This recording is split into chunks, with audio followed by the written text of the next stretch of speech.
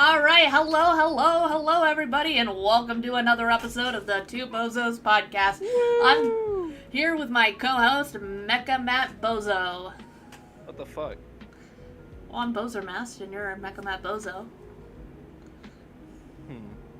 Yippee! Yippee. I love it. I love it so much. Ugh. First of all, I do want to apologize for not having the podcast last week. I was actually on vacation and had someone visiting, and I did not realize until like a day or two before, and then we made 0 announcements. But hey, at least we're now on the original timeline of when these things were supposed to release anyway, because it was last week was extra because I couldn't do the week before. Yeah. And now we're here. Now we're back to our original timeline. Just squeaking my chair really loud, don't mind me. So we have a bevy of topics today. some in the name of the. If you read the title of the stream, you can kind of see what some of them are about. Yeah.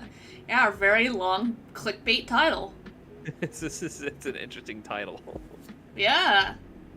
So we got Roblox, Battlefield Beta, Mr. Beast Pressure Streamers, question mark, and Halo and Helldivers. You spelled Unite wrong, by the way. That makes it funnier. Halo and Helldivers untie. Yeah. Untie. Perry says, "Joke's on you, I don't read." Joke's on you, I can't read. Steps into a minefield. What should we start with? There's a lot to talk about because we also have some like extra things we can talk about, which involve gaming in general. How about we just go in the order of what's on there? Let's start with Roblox. All right, Roblox. They don't want people catching predators on there. They want to do it themselves. Bro, I don't even think they're doing it themselves. I think they're just like, no. Dude, Roblox is the Epstein Island of the gaming world right now. It really is. It's an interesting like place to be. Did you know that there was multiple Epstein Island games on Roblox? That sounds about right. Roblox is a lawless place. Yeah, there was one that was called, like, Escape from Epstein's Island. Like, I just saw a screen that had, like, 10 different games that had to do with it. Which is funny, because you get shit like that, and then you get games that are, like, genuinely good. I haven't played them myself, but, like, I know some of the biggest ones are, like, Doors, which is, like, a horror game. Yeah. Pressure, which is, like, horror survival with a character that that a lot of people simp for. And then you get Epstein's Island or Bathroom Octopus Game Simulator. Or something. Yeah. Yeah, it's crazy, and the fact that you can even type Epstein or stuff like that in the game, but if you type Schlep, you get instantly banned. Like, what the fuck? Schlep? Yeah, that's the guy who started this all. So Schlep was a YouTuber who did Roblox content, and they actually went out of their way to catch predators. They went through all the proper channels. They reported it to the police, the FBI. They actually captured 6 different predators on Roblox. And Roblox sent them a cease and desist, IP banned them, and said you're not allowed to do this anymore. Which is crazy. Yeah, and now the internet has blown up and they're pissed at Roblox. But this is such a big thing that Schlep is now doing. I watched one of his videos recently. He had an interview with Chris Hansen about the Roblox situation. Oh, and they're gonna be working on a documentary together about this. That's crazy. Yeah, that's how serious this situation has gotten. There's a couple of states that have actually Chris Hansen's involved. I know, and there's a couple of states that have actually put in. They're like suing. They're suing Roblox over everything, and unfortunately, Schlep is actually a victim of predators on Roblox. He was preyed on when he was a kid by an employee at Roblox. And it got so bad that he made an attempt on his life. And while he was in the hospital, his mom tried to contact Roblox. And they went, damn, that sucks anyways. And they didn't fire this person until, like, months and months later while they continued to do this stuff to other kids. Like, Roblox does not care about the kids. They don't. No. They want their Roblox money. Yeah. Everything they're doing is either A, we're pro-predator, or A, we don't care as long as we get money. Yeah, it's very a hands-off, don't even try to do this kind of approach. Yeah. And it's crazy because they kept saying that, like, oh, Schlep didn't, like, give us all the information that we needed to do our stuff. He literally sent them binders full of information. Yeah. About the predators, all of the chat logs, all of that stuff. And they were like... they also... see it in a this is gonna sound weird. I have to assume that Roblox sees it as, oh, you're harassing other players kind of way, even though that's what they said. That's what they said. Insane. Like, they even said that he was as bad as the people he was trying to catch. Oh, hell no. Yeah, so everyone's like, Roblox, how about you to pull your foot out of your mouth and go go eat shit. Like, it is literally just, this is shit. This is absolute it shit. It sounds awful. Roblox can eat my entire ass. Roblox is like, hey, we need you to stop doing this because you're getting rid of our people. You're getting rid of people who will pay for Robux. Mm-hmm. And it's just their bottom line. They're like, we need these. They need those kinds of players to stay on because they make extra money that way. Well, a lot of the predators use Roblox to lure in children, because there's a lot of children that want like a cool skin or something, and the guy's like, well, if you send me like, you know, a couple of photos of just yourself, I'll send you 500 Robux. And the kids that don't know any better are like, oh, free Robux. All I have to do is Robux. Yeah, and it's fucking disgusting, man. It makes me so, I wouldn't say irrationally angry. I feel like it's rightfully angry. Pretty rational anger, if you ask me. Yeah. And Roblox has dug themselves into a hole that they cannot dig themselves out of. I think 2025 has become the year of people being done with shit. They're not willing to put up with things anymore. If that makes sense. Now, my question is this actively going to hurt Roblox, though? Because... Oh yeah, they've already lost a couple $1 billion. Okay, that's good. Yeah, they've lost... Most of their player base is potentially children, so I'm not sure... I think 60% of their player base is children. I'll Google it right now, how much...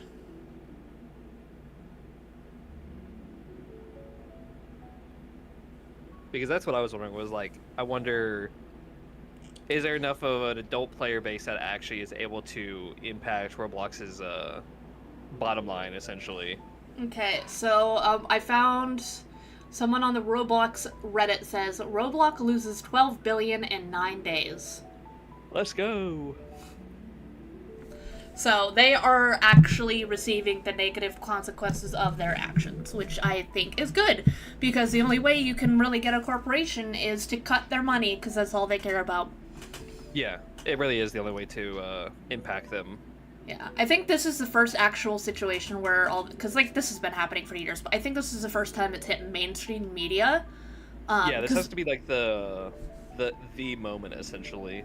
Yeah, I think this is finally people just going, oh, this is happening? Oh, hell no. Because most parents, Roblox is advertised as safe for children.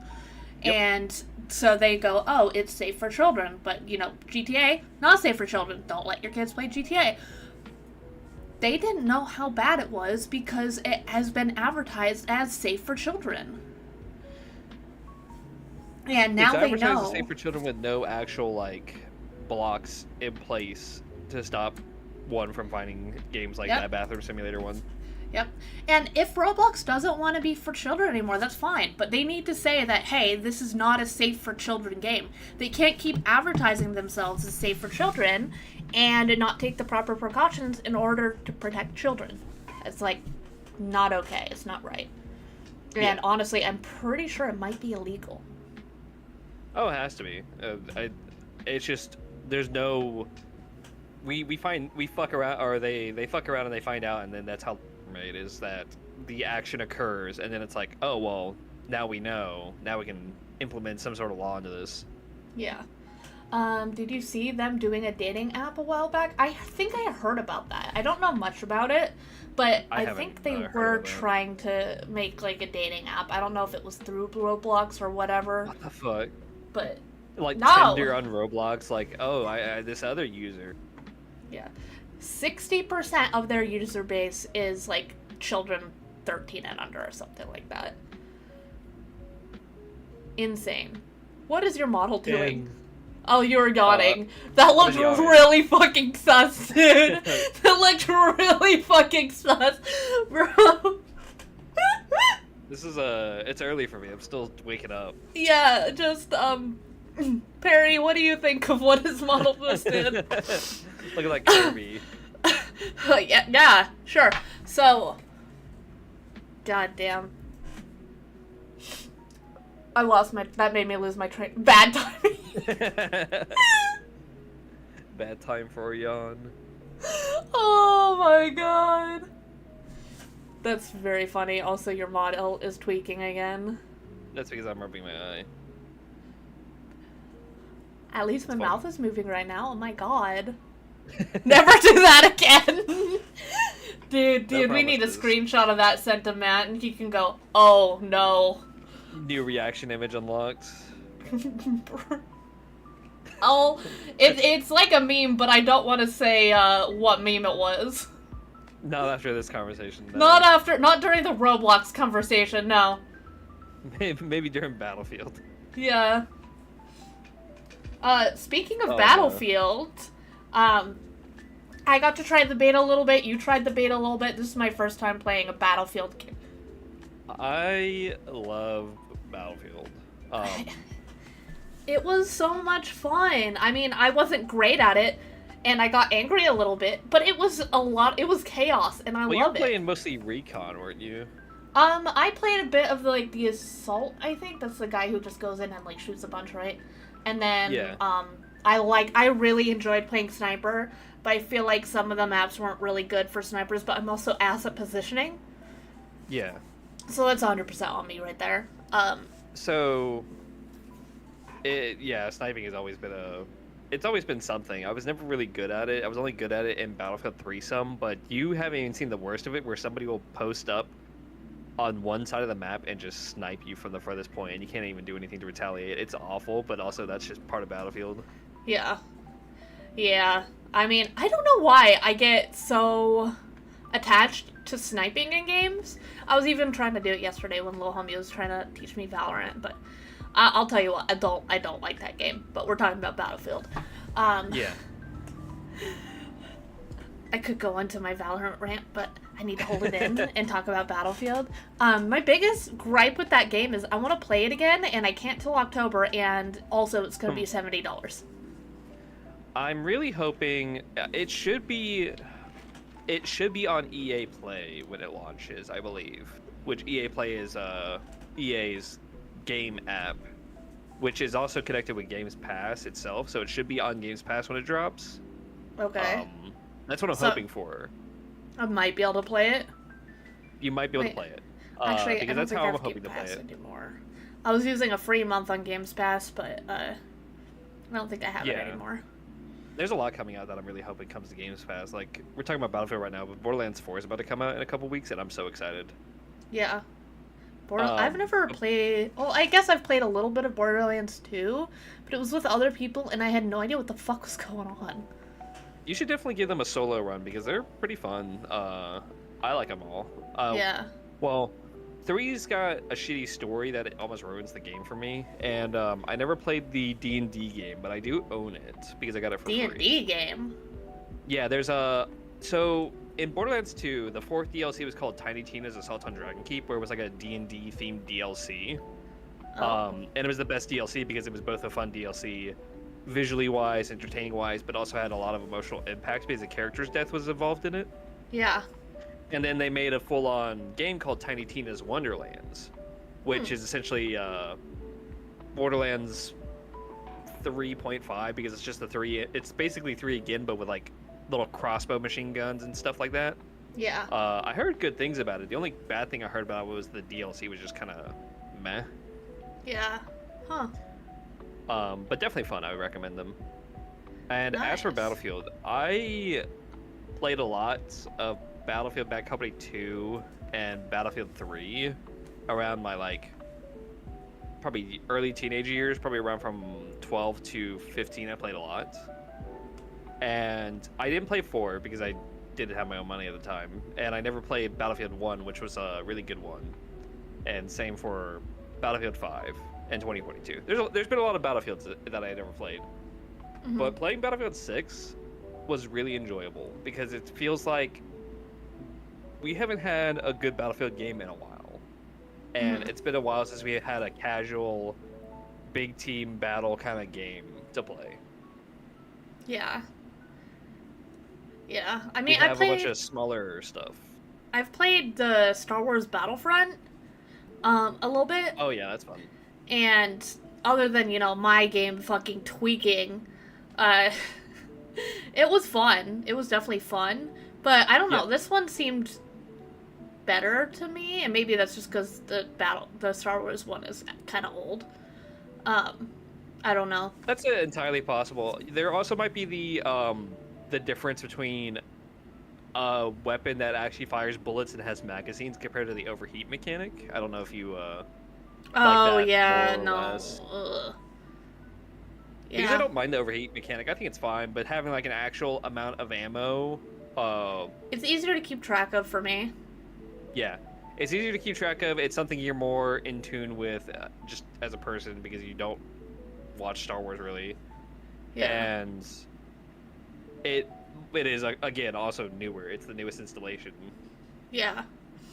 Yeah, that is true. I mean, one pro to the Star Wars Battlefront is I got to yell clankers a lot, and that was really fun. You couldn't do that here. You can do that as much. Yeah, I can't do that here. I mean, I can say it to you, but can't really do that here. But I can do more of like the military vibes. And honestly, I really wanted to have Battlefield 6 gameplay with like Vietnam War era music playing, because I feel like that would be so fun. You missed out on the Battlefield 3 days. They did have a Vietnam DLC. They did? Yo. There was there's been a lot of Battlefield games and a lot of things. There was even a World War II, not counting Battlefield 5. There was a World War II one called Battlefield 1942, I think. Nice. And yeah, Battlefield 3 had a Vietnam DLC. I remember annoying my parents at the time to like get us home whenever we were, and so I could go home and play it. Dang. I feel like it's really fun to go. Whenever I go soldier, I go like southern for some reason. I don't know why. I'm like, Sergeant, we gotta get back here and fucking kill them other enemies. I don't know like why. Red versus Blue's coming out. I just become Sarge. Yeah. We gotta kill them filthy dirty blues. Do you have different personalities for each class that you play as? No, but I should. That'd be funny. You just have like the multiple personalities of classes that you have. If I play the medic, I absolutely have to be Doc. Yeah. God, the game is so good. I love. Everybody's been talking about the new mechanic, but the drag revive mechanic is so entertaining. Yeah. I love it because it's like, come here, soldier, I fucking got you. I got you. You're not dying on me today. Explosions happening all around you. You're pulling your friend back. There's smoke covering you. It's cinematically beautiful. Yeah. It's so much fun, and I love it. And I am so happy with it. It's a game I've been wanting for a while because I haven't, like I said, I haven't played Battlefield in a long time, but also like we have been stuck with Call of Duty as our main military shooter game, but Nicki Minaj is in it, Futurama's in it, Peter Griffin's in it, stuff like that. It's like, wait, what? The game. Oh yeah, you don't know what the multiplayer side of. Okay. Call of Duty is essentially Fortnite. That's how I can break it down for you. Okay, I have heard someone call Call of Duty the Fortnite for millennials. Yes. It is. They just most recently added American Dad as a character to play as. They have Godzilla in it. They have Attack on Titan in it. Okay, I might need to try Call of Duty. I don't think the Attack on Titan bundle is still there. I think that might have been for Vanguard. I don't know. This sounds stupid. I love it. Wait, is that going to cost a lot of money, isn't it? $20 typically. That's not including the game? No. Why? No game for you. Yeah, it's typically like you get a character skin, maybe two, depending on which bundle it is. You can get a weapons blueprint, which is one of the guns that has specific attachments. and depending on which bundle you buy, it might be themed visually wise to look like the character. Like for Godzilla, he had an assault rifle that came that looked like a dragon rifle. How does Godzilla look in this? Okay, now I need to look up Call of Duty Godzilla. Because I'm thinking, like, there's two options. One is it's just going to be Godzilla with a gun, or it's going to be a dude with Godzilla textures pasted over him, and I think both is hilarious. It's the first one, I can tell you that. There's also a giant-ass monkey, which I think was supposed to be King Kong, and there's a thing called executions, where if you run up behind somebody and you press your melee button, you do, like, a special, like, melee kill that is whatever the animation is. No, it's option 3. Holy shit, this looks fucking awesome! Oh my god! Yeah. That is what Call of Duty is now. It's essentially, it's no longer just military men. If you don't have a skin, you're not playing the game correctly, apparently. So when are you available to try this? Which one? Black Ops 6? The one with Godzilla? I don't remember which one Godzilla's from. I don't know if he's still available now or not. I don't even know how you still buy those. That bundle's so old. I don't even know how you buy that 2,400 COD points? You want to know the unfortunate abbreviation of COD points is? What? Just think of the first letter of COD points. Or of COD and then points. Ah, yeah. Yeah. Okay. But yeah, I like Call of Duty. I have spent money on bundles for the last one I played, which was Call of Duty Cold I want War. this to come back. I never had to get. Fuck! Never mind. God can eat my ass. And why is that? Because it's not available. Yeah, I thought so. But yeah, bullshit. Call of Duty is essentially the mainstream. I guess not even mainstream. It's just like Fortnite. You can get so many different bullshit characters in it. So it's nice to have Battlefield 6 be an actual military shooter game. And, you know, not have a bunch of nonsense. You said there's American Dad in it. Do they have Roger? There's like 3 different Rogers. I was gonna say, there better be Roger, and he has like 1,000 different outfits. Dude, there's Stan and 3 different costume Rogers. But not AOT anymore, and apparently not Godzilla! Yeah, because that was fucking Vanguard days, and Vanguard days. Bring it back! I don't fucking care! They don't want to do that. They want to make you spend money on new bundles. I would spend way more money. I would spend twice as much money on Godzilla than I would any fucking other thing that they have. So one of the YouTubers I watch, Wildcat, who's part of the Vanoss crew, him and some friends bought the big bundle, which was $80. Holy shit. And they're like, please don't buy this. We bought this because it was content, and that's why we got it. And the reason it was $80 was because it was technically 4 bundles bundled into one. I don't know if you could buy them separately, but it was just like, yeah, we bought this, and this is fucking shitty. Yeah. We did it for the video.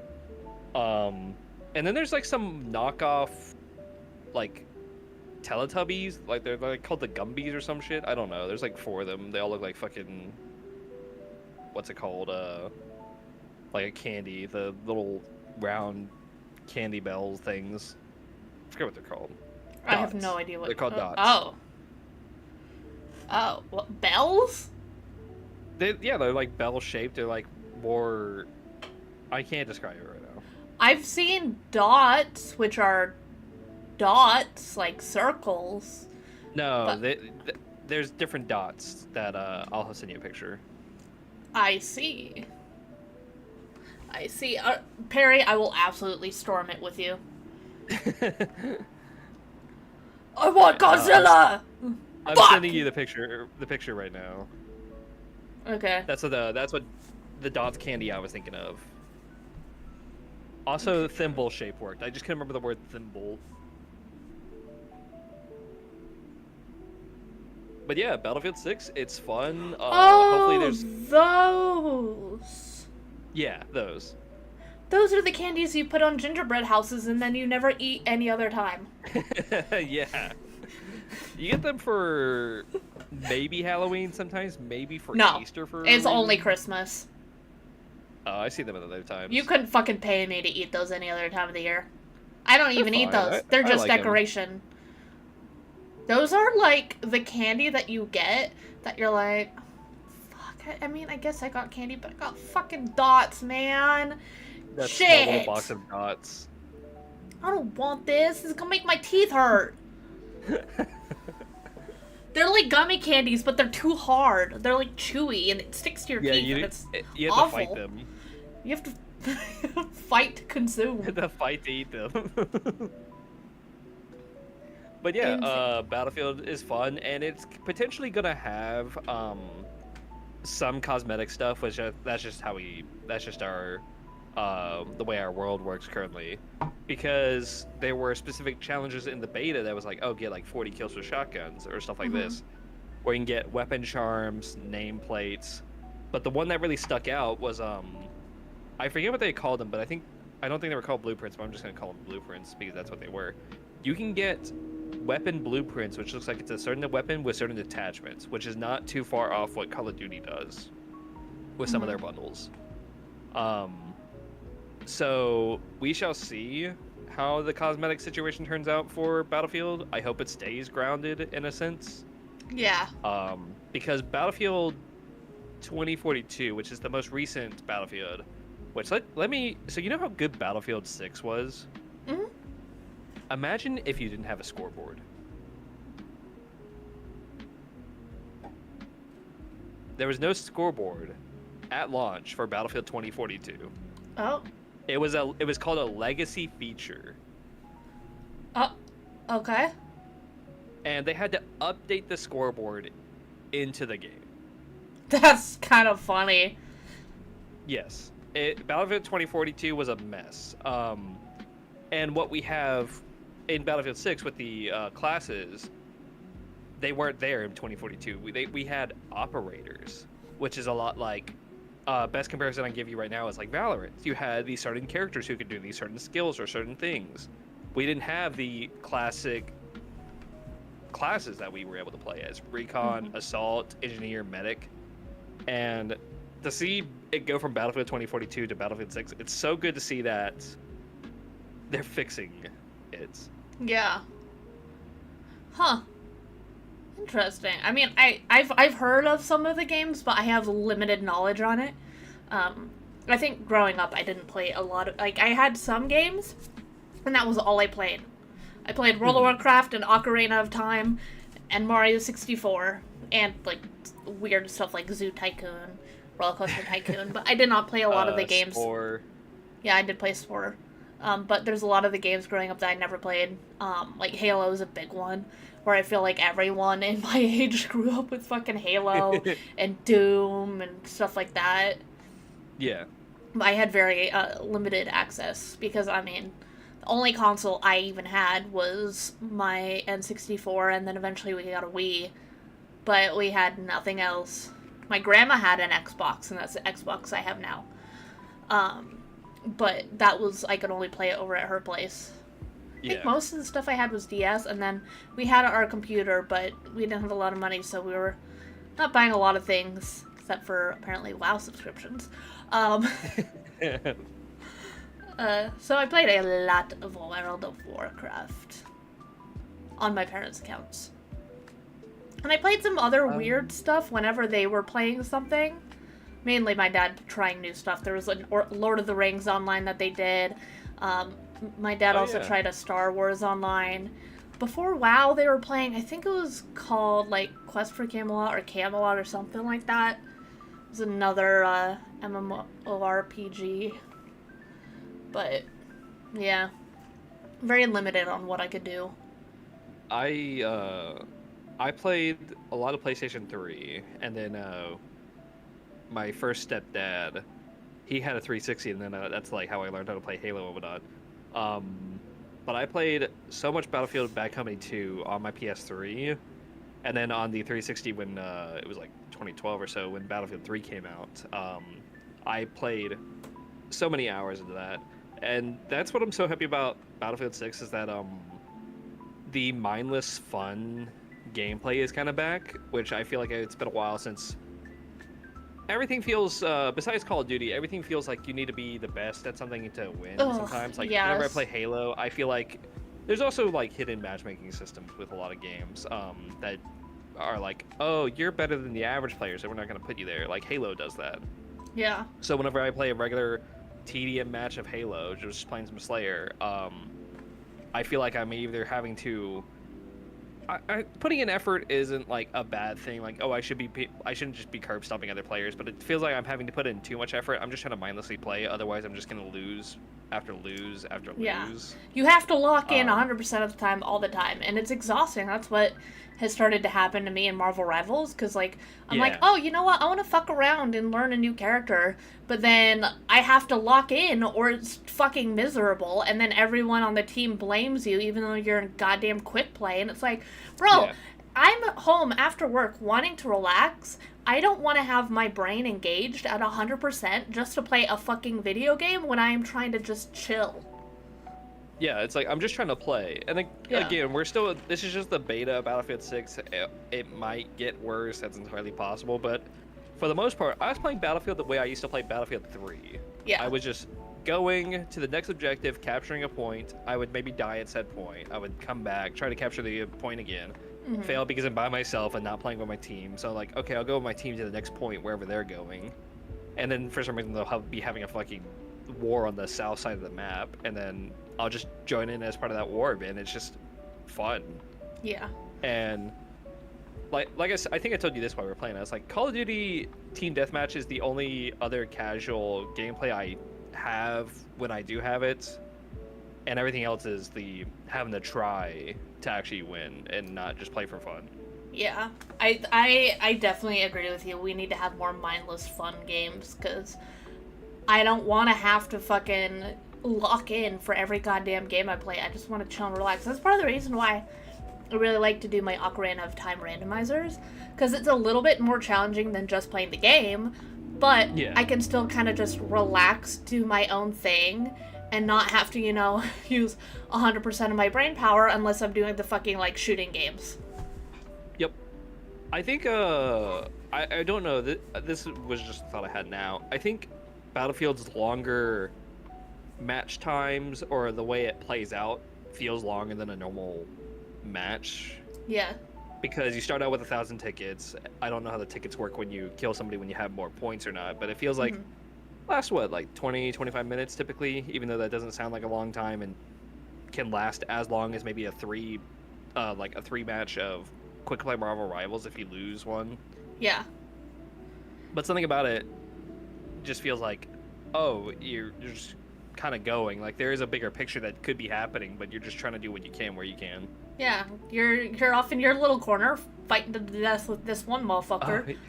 Ferry asked, have you played Majora's Mask? I actually have not, which is very funny, because I know it's like the one like sequel. I mean, now we have Tears of the Kingdom and Breath of the Wild. Those two are connected, but Majora's Mask was the first like sequel to a Zelda game. And no, I haven't. I never had it on my N64. I technically own it for my DS, because they released it on the DS. But I never played it. I feel bad, because little homie got it for me for my birthday. We were talking about it last night, because I was telling Perry, I was like, oh yeah, I finally just finished Tears of the Kingdom. And man, I both love and hate that game at the same time, for various reasons. I wonder... And then we were talking about Majora's Mask and how we would probably think you would die. I would die? Yeah.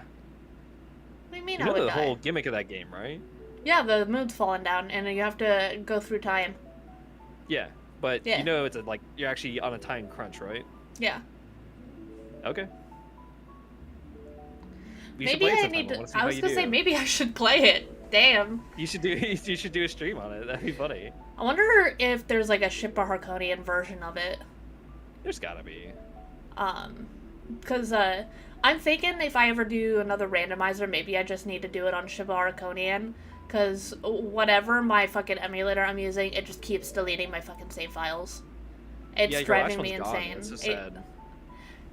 That's like not even the first time that's happened. I think the last time I tried to stream it, I went to, like, reset the game because I got soft locked, and then my save file's just gone. That's so sad. It's really annoying to put that much work into something, and it's just gone. Like, theoretically, I could restart it, but I did hours worth of stuff. I'm not gonna do that. Yeah, no, it's you were progressing at that point. You had made you weren't gonna get stopped any further at that point. So like it died, but at least it died in a satisfying spot. Yeah. And at least well, we got sus as fuck Link with his water tunic. But yeah. So sad. That was so funny. So sad.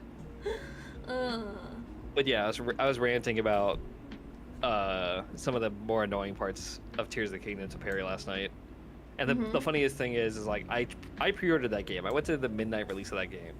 Played a lot of it. I would say not knowing where I was at the time, but knowing where I am now, I made it about 60% of the way through that game's main story quest, and then dropped it. And then I was like watching a friend replay Breath of the Wild for the first time, or play Breath of the Wild for the first time. And I was like, man, I like Breath of the Wild's like world and gameplay. I should get back to Tears of the Kingdom, and I did. And I was like, I had to start from the beginning. And I was like, I am both happy and annoyed. It's crazy. I am technically a Zelda fan, but I've only completed Ocarina of Time. Oh yeah, I was telling Perry my only mainline Zeldas I played, which were Ocarina of Time, Breath of the Wild, Tears of the Kingdom, and Link to the Past, but I never finished Link to the Past because I was too dumb. And I was like, Wind Waker's my favorite Zelda. I have not played it. Oh my god. I just love everything with Wind Waker. Like I love watching randomizers for Waker, so yeah. I think it's so interesting. I grew up with Ocarina of Time on my N64. Like, we had other games. We had Donkey Kong, we had Mario, but I just got really attached to Ocarina of Time. Yeah. And I played it so many times. And it's just, it's a game I know in and out, except for there's apparently some things that I don't fucking know. Games. What? Oh, yeah, I was reading what Perry said. Don't mess with Zelda fans. We don't play our own games. I mean, I think you can still call yourself a fan of something and not be knowledgeable of every single thing that they have. I hate that people is like, oh, you're a fan of this? Well, what about this, this, and this? It's like, I can still like it and not know everything about it, okay? Jesus fucking Christ, dude. I can like Marvel movies, and I could call myself a Marvel fan, and not know about what the Hulk did in fucking 1974. Like, Jesus Christ, dude. It's also funny because I haven't played a lot of Zelda games. Well, I mean, there's some side ones I did play as well, but it's just like, I've watched timeline videos for the most part. Like, I know the lore to an extent, besides Twilight Princess, and probably to an extent, what's it called? Skyward Sword. Like, I get the general, like, story beats of Skyward Sword, and then Twilight Princess I have not played because I want to go in fresh. And then, like, I like the Zelda series, but I have not played them all. Exactly, Dan H. You're so right. Sometimes you can like something, just not everything about it. Yeah. Yeah. There could be cakes that you like, but you just don't like the filling, but the cake itself, great. The frosting, awesome. Sprinkles on top, icing on the cake. But the filling, you're like, I'm not a big fan of that. You can still say you like the cake, you're just not a fan of the filling. Sorry, it makes me really salty, especially, I think the biggest issue is, like, in comic books or music, is when people really do that. Like, people see... With, gatekeeping, essentially. Yeah. I think the worst is when, like, guys see a chick wearing, a band t-shirt, and they're like, oh, you like Aerosmith? Name every single Aerosmith song. I'm like, name how about five of their top songs that aren't the most popular. Yeah, I'm like, maybe I could name all 10 of my fingers as they hit you in the face. How about that? I'm glad this reminded me of something that I forgot to talk about for Battlefield, because I was pretty much, I think I had said everything about Battlefield. There's a really good video out there called Big Streamers Don't Understand Battlefield, and it's the usual suspects, XQC, Tim the Tap Man, Mm-hmm. and a couple others. They're talking about Battlefield, and they're like, "Oh, Battlefield is fun, but it needs a battle royale." It's like, are we really still having needs a battle royale conversations like 10 years later? And the way I highly recommend this video because I'm not doing it injustice. But the way that some of the big streamers were talking about Battlefield were, they were saying that either their opinions were as valid as other Battlefield fans, or that Battlefield fans who are being elitist, quote unquote, by Tim the Tap Man, that big streamers should be listened to. And it's like, not really. And some people were saying like, this is why gatekeeping exists, because some people just like, oh yeah, abuse. Sometimes gatekeeping is good, and people use their quote unquote fame in order to like be like, well, I know more than you because people like me. Sometimes people like you just because you're fucking stupid or because you're bad at the game and entertaining. Doesn't mean your opinion is good. It's like the person who made the video is like, I respect these people, but they have some dog shit takes. Yeah. Was what they said. And, I think it's important. Oh, you continue. You go first. I think it's important to take the opinions of everyone and have everyone's opinions have equal weight, and not just listen to a couple of, high-end streamers and stuff. Like if 90% of the community is like, don't do this, but 10% of streamers that have 1 million viewers go, we'll do this. Weigh it equally. Doesn't matter how many people follow them. Yeah, because like XQC was saying, oh, I need to have a reason to come back to the game. He was unironically saying there needs to be a login bonus, there needs to be a battle pass. It's like, what? Like, no, the game just is fun.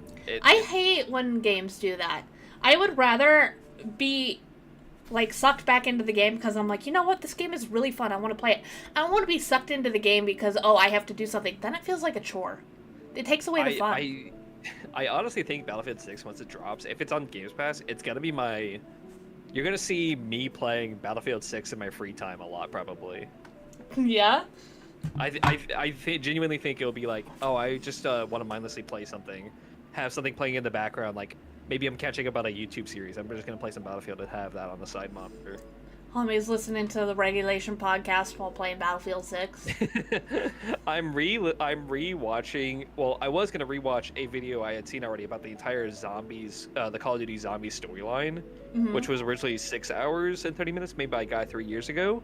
But then, as I was watching that video, like I was about like 15 minutes in or so, on my side, and the recommended was a 9-hour version of it that was made 10 months ago. I was like, oh, I know what I'm listening to next, and I put that on. Oh my god. Oh my god. I don't talk about it enough. I'm a big fucking Call of Duty Zombies nerd. I love it to death. I've soloed some of the Easter eggs. First, I've heard of the fact that Zombies has a storyline. I thought you just kill zombies. You do. I mean, they added a story. So there was Call of Duty World at War for Zombies. There was technically story notes on the side on the final map, but it wasn't the main thing. Then Black Ops 1 dropped, and there was actually like a consistent storyline that led to the first like big Easter eggs. I mean, the Easter eggs didn't really start until there was technically one in Deriz, but they didn't start till Ascension, and then the maps after that had a whole bunch of stuff going on, to the point where on the map Moon, you blew up the Earth. And then Black Ops 2, you had a pretty good story. Black Ops 3 had a pretty good story that was all interconnected, even if it got a little bit wibbly-wobbly. Black Ops 4 had bad zombies gameplay, and the story was a little bit messy, but it ended things. Cold War came in, brought in the new storyline. And then Call of Duty Vanguard, that was awful, continued that storyline, and apparently it was not great either.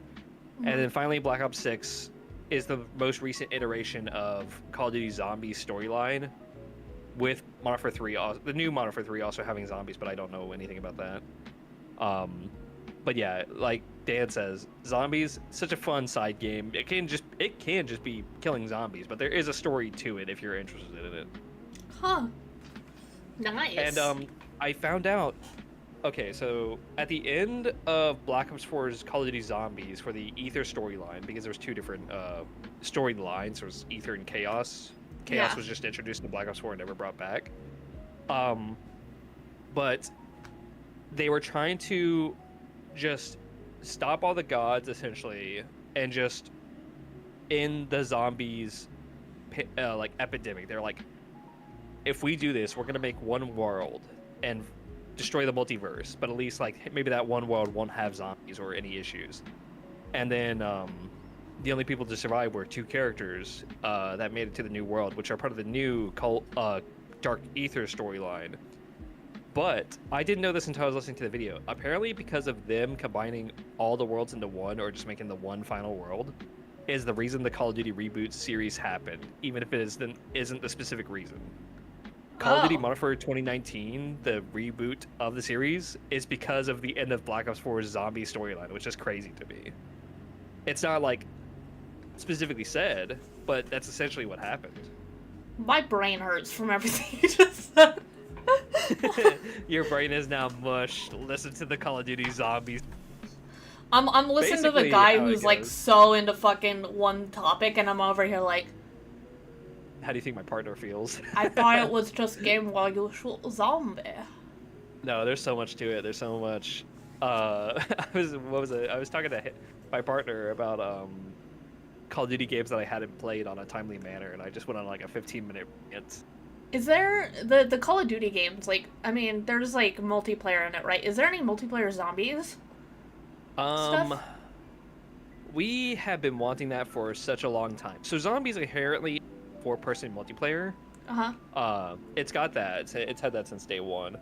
And we've been wanting just a specific Call of Duty Zombies game, but they just won't make it. Yeah. And the closest we'll ever get to that was when Black Ops 3 dropped.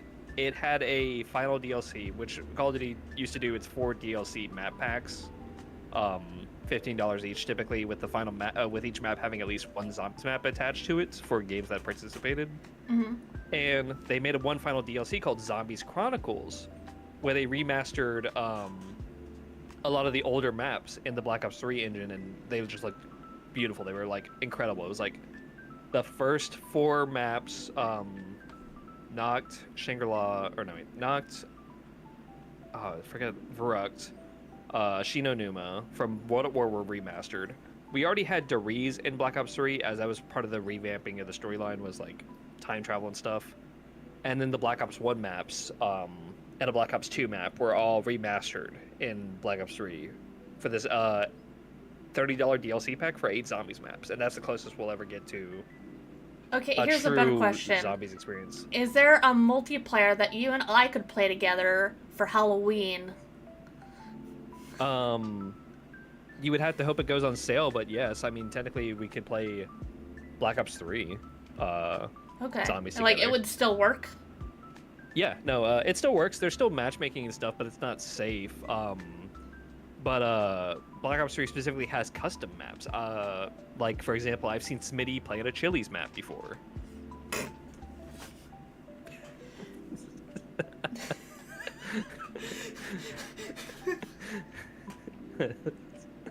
I think they also went to another map called Cum City. So, you know, the zombies can be pretty good sometimes. Alright then. Alright. Okay. Okay. Holy shit. That video. It's pretty funny. Oh my god. The Chili's is funny. The other one's like, oh, I'm yeah, gonna call the police. They played, I think it was in the same video, and I think after like 15 minutes they were like, I just don't want to play this anymore. I think they like gave up in a mid-video. It's so funny. But yeah, we should play some Call of Duty Zombies sometime. I love it. We could actually play Where'd my model go? Why'd you disappear? Oh my god, VC face crashed. Welcome to the one Bozo podcast, everybody. It's just I looked down to see if there's any questions that people asked for the podcast, and VC face was gone. It's just me and my inner demons now, chat. Alright, okay. I think we're good. We could actually even play like what's it called? Black Ops 6 is on Games Pass. That one I haven't played. The only problem with that is I think Black Ops 6 takes like so much fucking space. I mean, I have a lot of space on my card because I added that extra memory card. How much space does Black Ops 6? I'm looking up Steam real quick for Black Ops 6. We should probably get into our next topic because we've been rambling on. We have. Because we do have other main topics to talk about. I was gonna say, do you want to do our 2 podcast questions before we move on to the next topic? Oh yeah, I'm down to do that. Okay. Oh, Black Ops 6, mostly negative and mixed. Uh-oh. Do you want me to read them both off and then we can answer, or do you want to read one off and have me read one off? Read both. Question, what about Halloween Dead Space 3 game? I actually already did play Dead Space 3. It was a fucking nightmare for me. I do still have to do the DLC, right, Matt? And I keep wanting to bother Erla to play Dead Space 3 multiplayer with me. I kept saying it, I was like, there is multiplayer. You do still need to play the DLC. I had an absolute fucking meltdown, I will be entirely honest. It's a better game in co-op, but the only problem is you don't take it as, like, not you personally, like, the player doesn't take it as seriously because you and your friend are just fucking around the entire time. Yeah. I think the hardest part, Matt, didn't you say the PC version was actually kind of jank when you went and tried it? It's all kind of jank. So me and Saint, we tried to play it before, and we could not get into a lobby with one another. I found myself with a random person at one point. He said he had to download some kind of fucking thing that looked like malware to him to even try, and I was like, don't download what you think looks like malware. It's supposed to just work. Why are we having to download third-party shit just to play together? Yeah. Because on Xbox, what you had to do was you had to download a fucking EA Online Pass or some shit to play together. Like, it was some kind of weird multiplayer, like when you go to a concert, they put a little fucking band around your arm. It was like that, essentially, to play multiplayer. Yeah. I mean, we can try. We can try. I have PTSD from that game, mainly from fucking the climbing experience. You could also, for Halloween, even if we don't do a co-op, which, not on actual Halloween day, because I don't know what's going to be happening that day, but, like, if we were to do a Halloween theme streamed, you could play Remake, and I could just be a co-commentator. Yeah. I still have to play Alien Isolation as well. Oh, yeah, I forgot about that. I've been having that sitting in my back burner forever. Because I think I bought it when it was like $6. Played a FNAF, but not like seriously. I made it to like maybe night 3 or 2 or something like that, and then like I don't own the games myself. Yeah, I haven't played them either, but I don't know if I'm interested in FNAF because I'm just like, I want a game to have story, and FNAF is basically just jump scare simulator. I've watched Markiplier play all the games. You maybe like Security Breach because the story's actually there. Yeah. I mean, there is story, but you have to dig for it. Yeah, that's honestly what the zombie storyline was like for a little while too with Black Ops 1. Mm-hmm. Okay, should I go to the first question on the Discord? Yes. Okay, first question from Gridlock. Would you guys play Outbreak? Unfortunately, no, because that is it's a Storm Chaser game. Oh, gotcha. But it's a more like serious. I don't know, serious mechanic. Storm Chaser is the right word, but like you have to actually look at wind patterns to chase down a tornado. Oh. And then that sounds exhausting. when you do catch this tornado, I guess you just take pictures of it. Like the fun part of it is like getting flown around and fucked up, but I don't know how often that'll be happening. Yeah. Let me ask both you. Resident Evil 5 it is co-op if I remember correctly. I haven't played a single Resident Evil game. Oh, you should. It's fun. I was thinking about going 5. Me and Perry played a lot of. We played that as one of our first streams together, and then we also did like a go back stream to it somewhat like a few months ago. Mm-hmm. The game itself is awful, but playing with a friend makes it better. Yeah. Huh. And then 6 is bad too. But that also has co-op. And then I know there's a new Resident Evil coming out. I'm kind of interested to check it out. I don't know if I'll get shit on because I haven't played a single Resident Evil game though. I don't know what it's called, but Resident Evil 9 essentially. It's going back to Raccoon City, which is crazy. Oh. Oh, you should. I watched the shitty movies. I have the shitty movies on DVD. I still need to watch them. You're also frozen again. Yeah. Requiem. You need to play Resident Evil 2 Remake. I feel like I need to play Alien Isolation before I play any other horror games, though, because I bought that game, like, months ago, and I still haven't touched it. I also need to play Sun Wukong, because I still have that game and haven't touched it.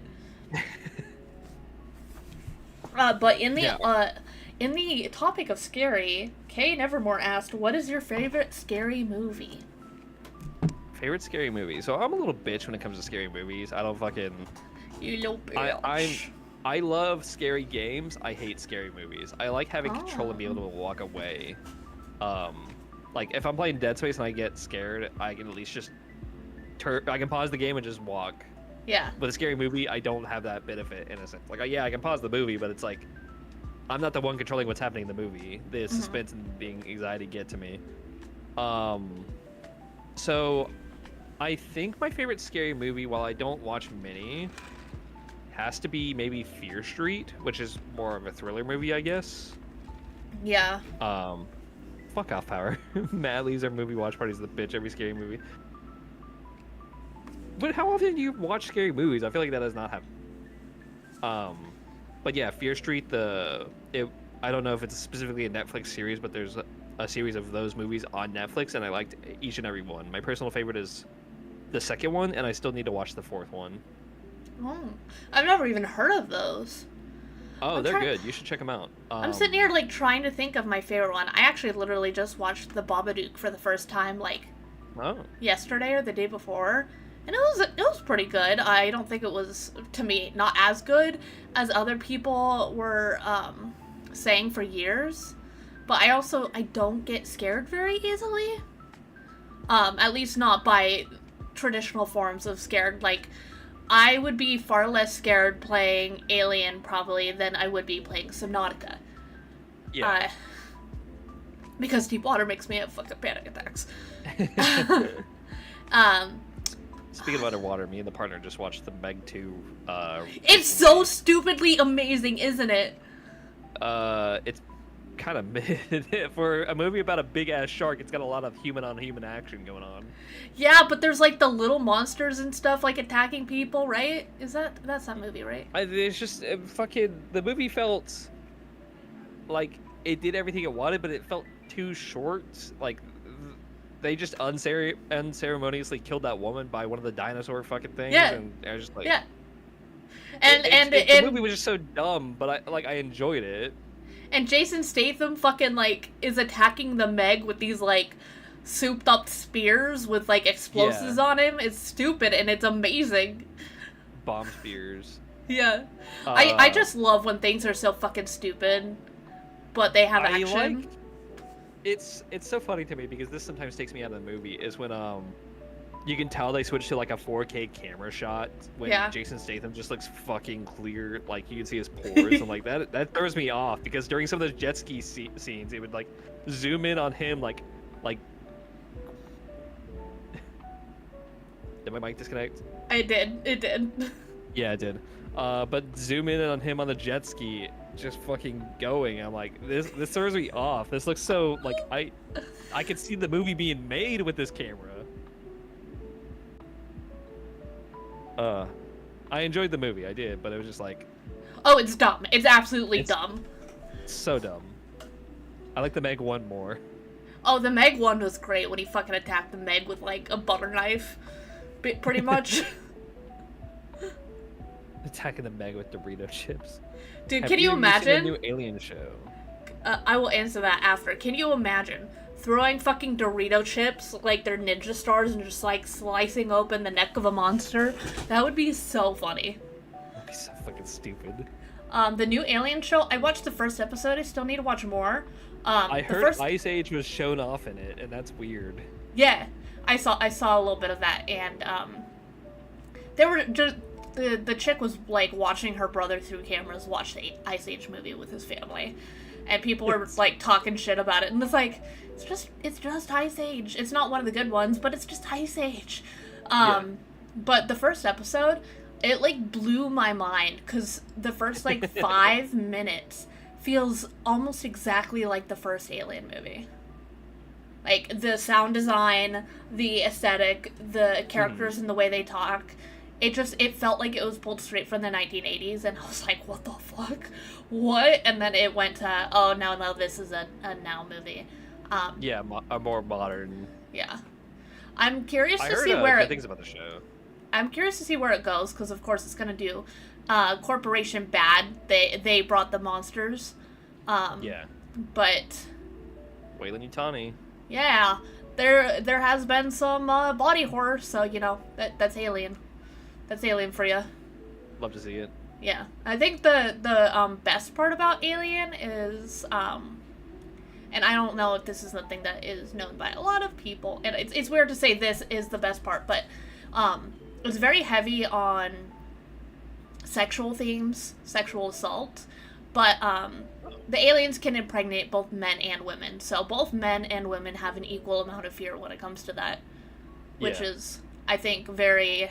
I guess, creatively cool, which is weird to say in the context of that, but it brings that fear that it could happen to men too, if that makes sense. Wasn't the first facehugger out of a man?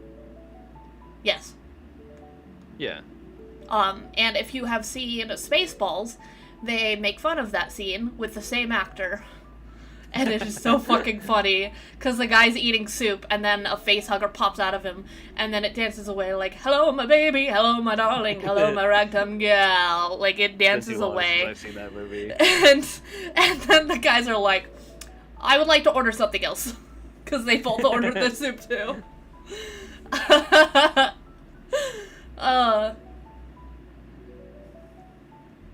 First man to be pregnant is Alien guy, yep. Yep. For real. So, do you know what would be funny if they said... What?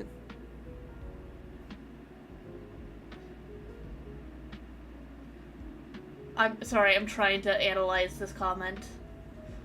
You know, would be funny if they said nature bad if someone releases Alien because they want to save animals? I feel like, PETA would do something with that. Be like, nature needs to be in its purest form. I think the aliens, like, they're literally a plague, at least if I'm remembering, like, from Alien Covenant. They end up destroying all, like, life that isn't plant and fungus on a planet. So they would actually be an invasive species. Yeah. It's like a parasite. Yeah. Do we want to go on to the next topic? It's kind of, I guess, contentious. Yeah, let's go for it. So Mr. Beast. Yeah, Mr. Beast had a charity live stream and was pressuring streamers live to donate money. And I actually have some clips. They are from a video because I couldn't find the clips other places. But I do have some clips to show. Let me make sure that it gets the audio from it. Because I want you guys to be able to hear it too. Okay. And then I will... Ooh! We have a bot to kill! Goodbye!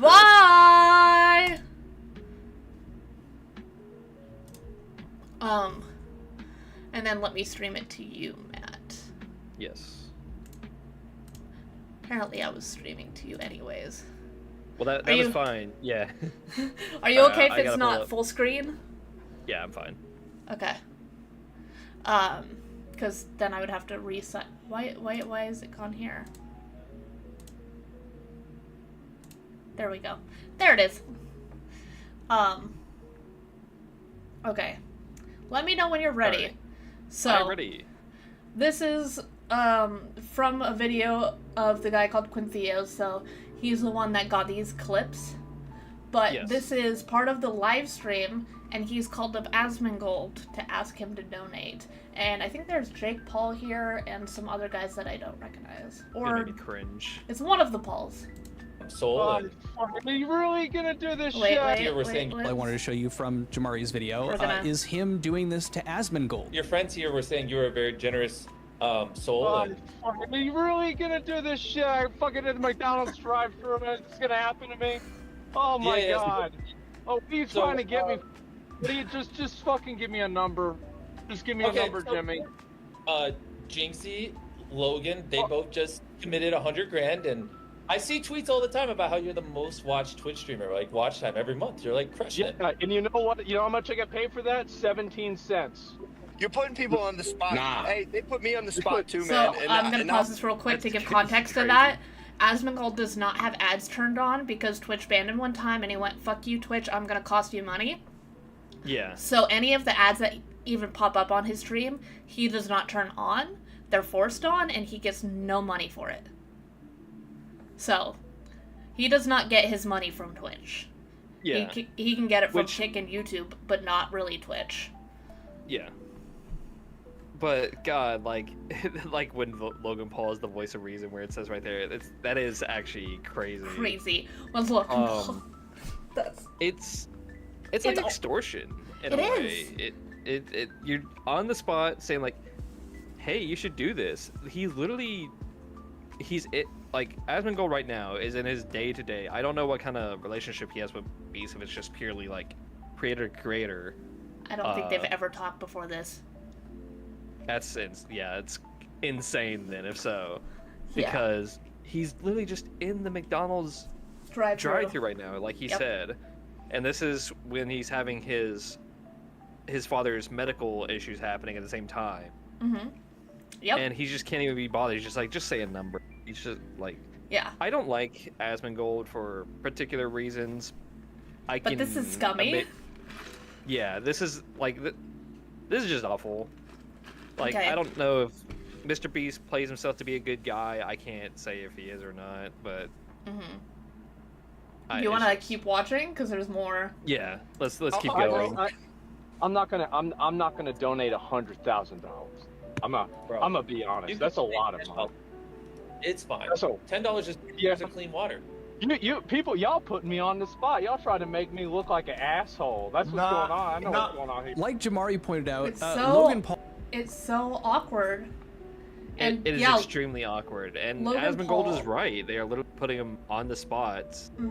And I don't know how much money Asmongold has, but to ask anybody to be like, right now, I'm streaming right now.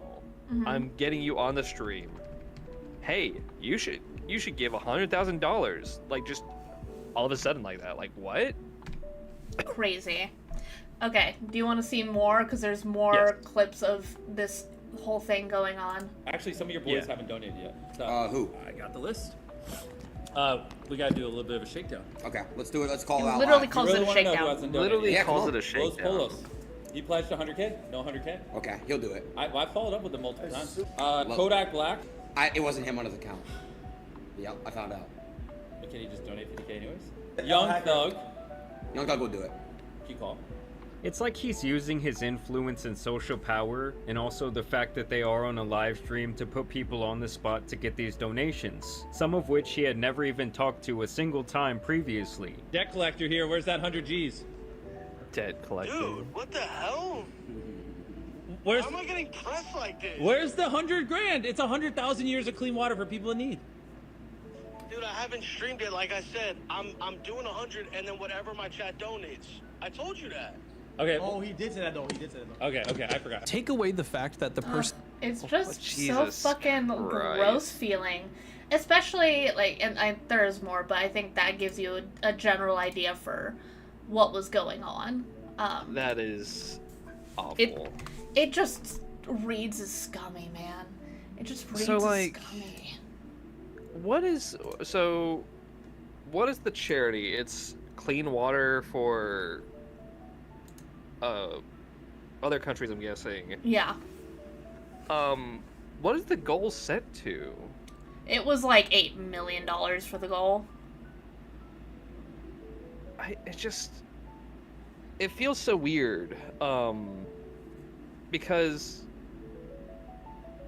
he's pressing other people. I don't know how much Mr. Beast himself put to the goal, but this feels like he put the goal too high and is trying to like like we already said the word, he's extorting others to donate an amount that'll help get the goal closer. Yeah.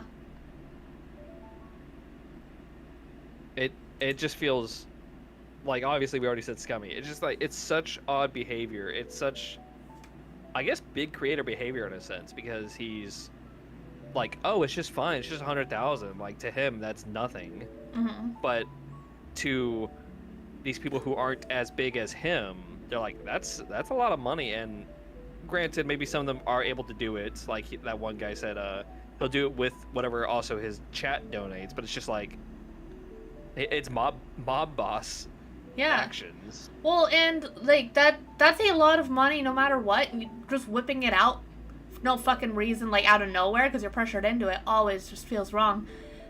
And you never know what's going on in someone's life. Like, I mean, Asmongold has his family stuff going on, and if I remember correctly, I could totally be wrong, pretty sure his dad has cancer.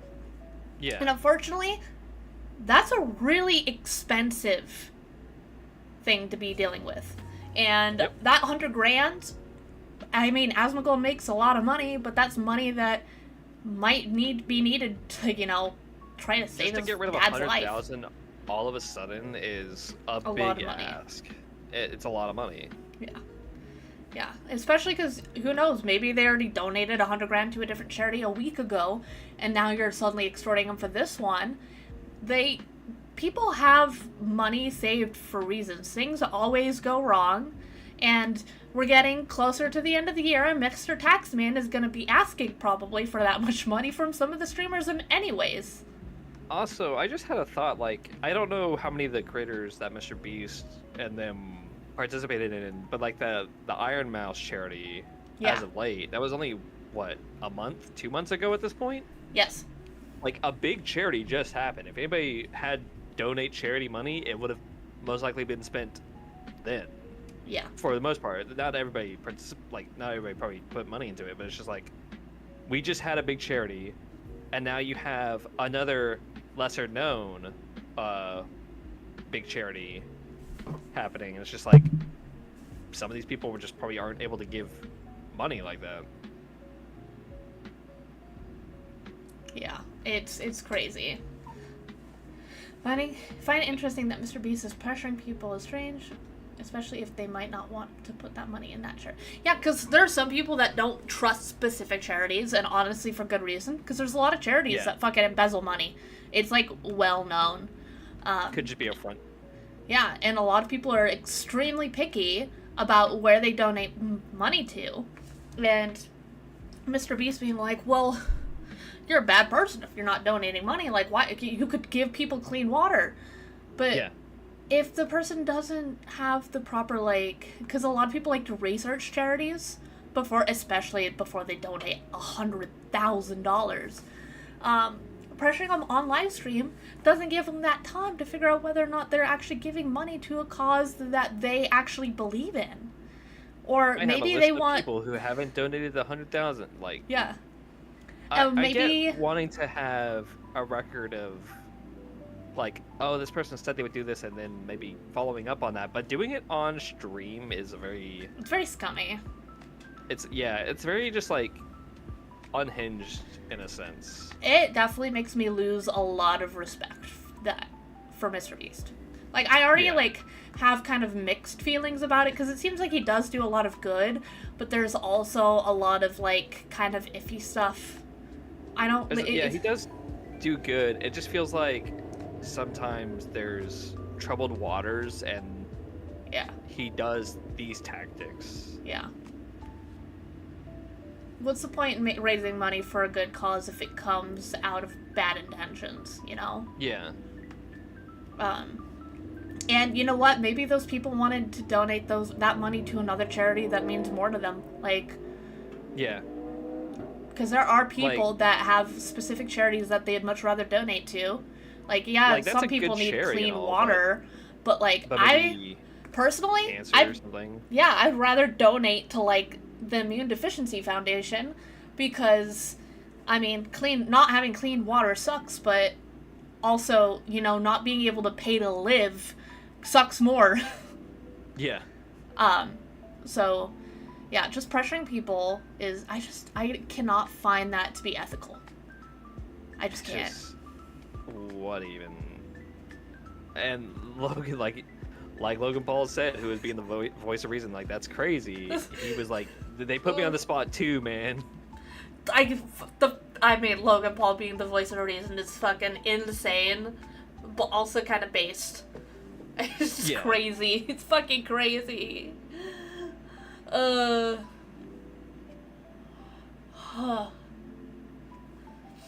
it's just so weird. I can't, like, follow that behavior.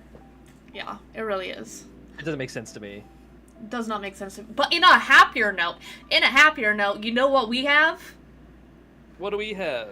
We have Halo in Helldivers! Let's fucking go! Let's fucking go! For democracy!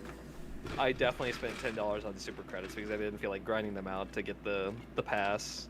It is really cool. I didn't realize that about Helldivers, that you could theoretically just grind the game out to get the credits. Yeah. Both Hyper does that and somebody I know, Ras, does that. They both grind out super credits because Ras really loves the game. We have Major Salty, who's in your Discord, who also really loves the game. I'm sure he does super credits. Oh yeah. And then Hyper, whenever he gets around to playing Helldivers 2, he also grinds it out. I need to play more Helldivers 2, I think, at this point. I need to get more medals, so let's play, because I thankfully had enough medals to get the first page, but I still need to get the second and third page stuff. Ooh. Just tell me one, motherfucker. I'll play. Tell me we'll when. see, because I'm always available late at night. Yeah. So I'll have to get up early. Either get up early or we play on a day like I'm not working the next one. Yeah. Like a Friday. Yep.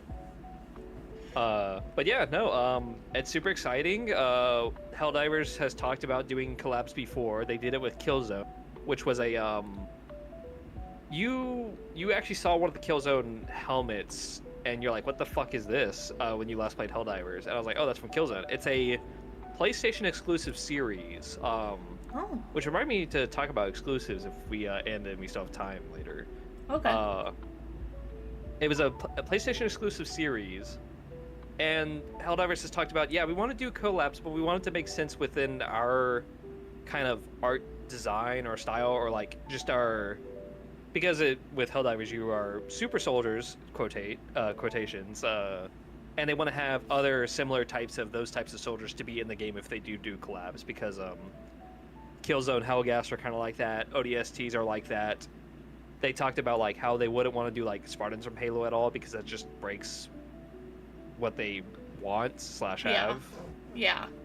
It needs to make sense in universe, kind of. It needs to be mostly human, like fighting against impossible odds kind of thing, and one maybe man not necessarily surviving alone.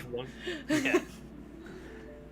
So when I saw when everybody saw that's big into Halo, because it was a known thing that maybe it could potentially happen, but there was no confirmation. But with Xbox Helldivers now being available, because Helldivers was exclusively only on PC and PlayStation for a while there, with the 26 being when Halo or when Xbox had the game available.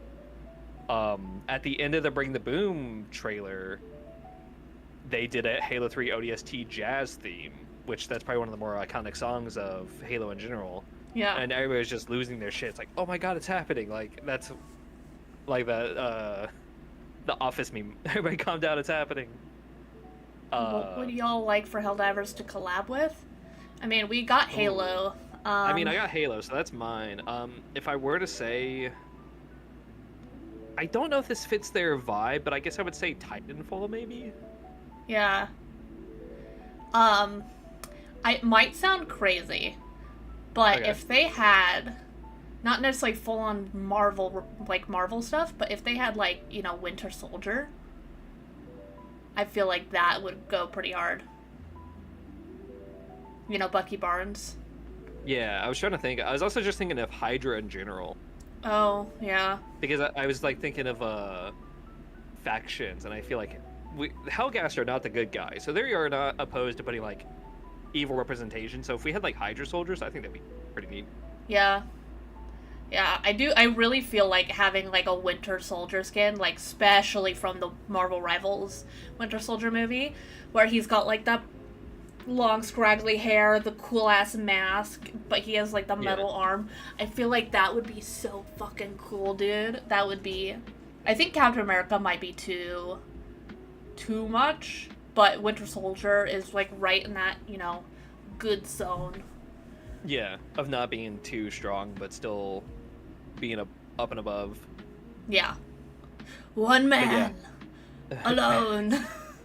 I'm also so happy. So this also introduces the legendary war bond, which all war bonds so far have been in game. The Hellgas, the first collab stuff, was a little bit controversial when it first dropped because they gave out half of it for free. I think they gave you an SMG, one armor set, and then the rest of it you had to unlock. Oh yeah, and one heavy weapon, and the rest you had to unlock through the Superstore, which is their shop of super credits. Yeah. So people were like kind of upset, like, hey, this costs a lot of money for like not a lot. And they're like, oh, okay, we're sorry, we're gonna do better for the next collab. And I think they gave out some free stuff because of the issues that they caused. So every war bond has been 1,000 super credits, but this one, the Halo one, was 1,500. Yeah. Now their shop is a little bit weird with purchasing because normally when you spend $10 you get 1,000 super credits. You spend $6 you get 350 super credits. So you're getting less when normally it'd be like, oh, you spend $6 to get 500, like half of the 10, Yeah. And then it's $2 to get like 150 or something like that. Yeah. So the buying method is a bit odd because I was at 980 and I couldn't just spend $5 to get 500 super credits to get the pass. I had to spend $10 or potentially $7 to get the amount I needed. Yeah. So the pricing scheme is a bit questionable, especially for those who are already into Helldivers. I saw a couple Reddit threads about it.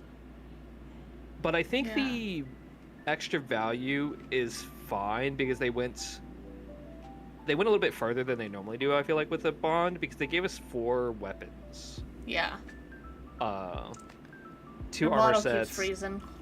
Yeah, that's just VN being a VN. That's normal. I would do VC face, but then I'd be like jittering so much. So it's like, do I either freeze or do I I took too much coffee and had too much caffeine? Jitterbug. Hey, if you end up jittering, I'll just move the coffee cup over in front of you. I'll just slide it over. A McDonald's Frappuccino in front of me. There you go. You got the coffee cup now instead of me. Oh, perfect. But yeah, so it's like, I think the price increase for this bond, specifically for a Legendary War bond, is part of the learning process, but also it's not their IP. Things that aren't your IP are always going to cost more typically. Yeah. So I'm just glad it was 1,500 and not 2,000, because I feel like 2,000 would be a little bit crazy. Yeah. Because that's essentially $20, which you do get a lot for $20 here compared to the Call of Duty bundles I was talking about earlier. Mm-hmm. It feels worth your money. Even some shit on the Halo store costs $20 for like maybe 1 armor set, and that's it. Yeah. It's awful there. So I feel like 1,500, while a little bit weird pricing wise in terms of buying the super credits, makes sense that it's this much. Yeah. And boy, do I love it. I used a little bit of the. I think I got the first armor set, and then I was using the Halo assault rifle. I just wish that they didn't go with the army green for the color scheming. I don't know what else they could have done, but it was just like army green is just such a common color scheme that it doesn't feel like it's just Halo to me. So seeing that as, oh, you can get your mech in army, like UNSC army green. It's like, that's cool and all, but that's just normal army green. Yeah. When I think of Halo, I think of kind of like grays. I don't know why. Yeah, there's a lot of like, so we actually, I'm gonna turn off VN for a second, see if VC face works. There's a lot of weapon skin colors that you can get in Halo, and a lot of them are supposed to be like, oh, this is the original color scheme of this weapon, and there's like, I have 3 of those. I got one from playing the game on launch. I got one from a bundle I think I purchased, and then I think I got one from a battle pass. And it's just like, oh, this is the classic color scheme of the original Halo assault rifle, or like the Halo 3 assault rifle. I can barely tell the difference between this one being the original and these other 2 being the original. It's just like, it's confusing. Yeah. Makes sense. Yeah. So Dan asked, you were thinking Titanfall collab, maybe one page, if just mech variety loadout. What do y'all think? So I don't know anything about Titanfall. I think Matt knows more on that than I do. Are they very mech heavy? Yes, Titanfall is a half man, half mech based game. Okay. With the Titan being the quintessential, like, the big thing of the game is like, oh, I'm calling it my Titan. The Titanfall's gonna think of it like an Ultimate in Marvel Rivals. You get to call in your Titan and then get to use that. Okay. So even if it was just like a Titanfall themed, what are they called? Well, I don't think the actual Titan would be able to be used. I feel like maybe just the other, what's it called? Like, some of the other themings of the weapons and the other items could help give it the feel, because the pilots are what control the Titan. Yeah, well, there's like mechs that you can get in Helldivers. That's why I was thinking, like, oh, if there's like a, what are they called? The stratagems. If there was a stratagem to call in one, maybe that. Yeah. But I don't know. I don't know much about Titanfall, so I can't really give a proper opinion on that.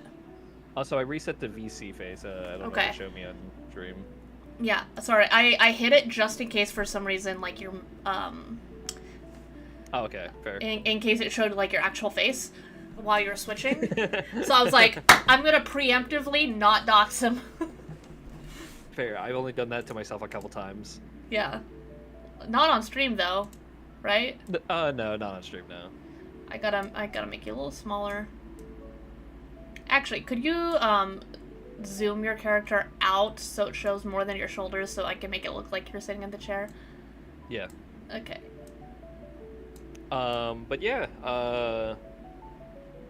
Titanfall I think would be a fun one. There's some others that I'm sure are eluding me that I can't think of right now. Yeah. Yeah, I can't. I don't know if I've played enough games that are military-esque that would make any sense to be put in it in Helldivers. Yeah, Titanfall is just the only one I can think of right now. Like, obviously it was Halo. I'm trying to think of any more that have like not super soldiers, but like spec op soldiers. Star Wars, maybe. Star Wars, maybe. Yeah. Stormtroopers would be kind of funny. Oh, Stormtroopers would be so cool. I would love that, actually. Yeah. If I could say goddamn fucking clank. You could use the clankers to fight the clankers. I use the stones to destroy the stones. Okay, yeah, now I want the clankers so I can fight clankers with clankers. That'd be interesting. But yeah, I'm so happy with the Halo Helldivers collab. I definitely need to play more. I sadly wasn't able to find it on Twitter earlier, but there was a clip of a guy who bought Helldivers just to get the Halo stuff, then bought the Halo stuff. I was telling this to you, I'm saying it again. And they got mad that they couldn't play with the Halo cosmetics or the war bond right away because they didn't have the medals. They hadn't played the game. This is them playing for the first time. And they were genuinely upset that they couldn't, like, as if they were, what's the word, like, owed? Like, oh, I spent my money, why am I not able to use the stuff? It's like, well, you are able to use the stuff, but you also gotta earn it. Otherwise, there's no progression. Oh. Like, imagine if every war bond that came out that you bought, you just were able to use it instantly. Like, no, it doesn't. That's crazy. You get no sense of, like, doing things at all. Yeah. Now, granted, I had 250 medals when this one dropped. and I was able to buy the entire first page, but that's and that was with minimal gameplay because you just get major orders for free sometimes. But it's like I still have to work for my second and third pages, and that lets me play and get the stuff myself. Yeah. Sorry, my sister just started texting me. Oh, you're fine. But yeah, it's just like, it was funny seeing how mad this person get. Yeah, I do love all the fucking memes though coming out of like Helldivers that are at 100 level, like level 150, and they've got like these brand new Xbox players coming in that have been playing Halo for years, and they keep doing like Halo kind of stuff, like that one I sent you of them trying to drive the vehicle into the escape ship. And Halo players will try to get a Warthog anywhere they can. Yeah, I was reading comments and someone was like, well, I mean, they got mad at us for driving Warthogs into buildings when they have suspiciously Warthog-shaped holes. Like, you can't stop me if it's shaped like... I'm gonna get in there. I'm going to.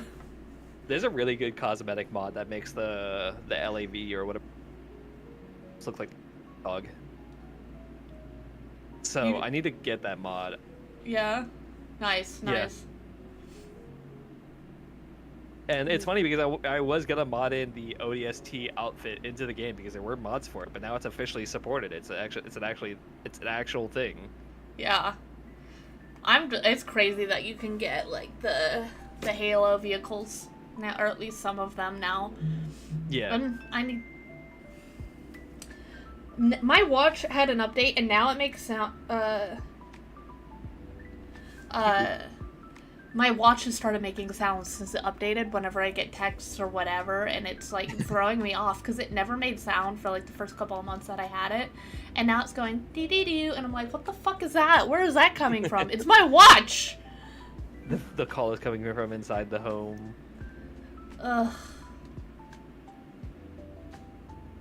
But yeah, crazy.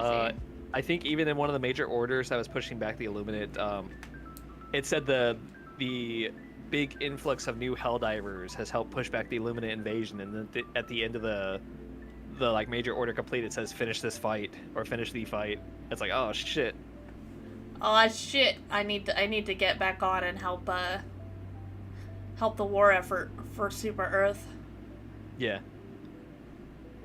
Played a little bit. I tested out the Halo assault rifle. I was like, oh, this is so cool. I still need to get the other stuff. Yeah.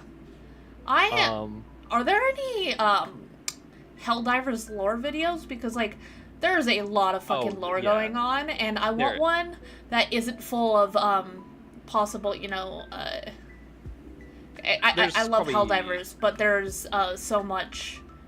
What is it called? Oh my god, what is it called?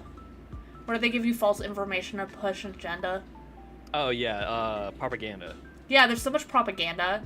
And people feed into it for the joke, but I want, like, solid lore. Like, yeah, no, I think there is solid lore. Like, I think it was hinted in the first game that the Illuminate were actually a race that Super Earth had pushed back, but then they came back when they announced it at the Game Awards when we all found out. Yeah, because I'm pretty sure I read somewhere that, like, the bugs had something to do with oil. Like, we caused the bugs. Yeah, we were like using them for like oil or something like that. Yeah.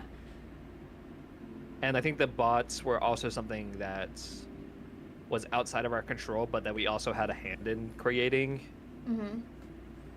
So we've had like involvement with each three of the factions and the reason they exist. Like we are the source of our own problems, but we are also the solution.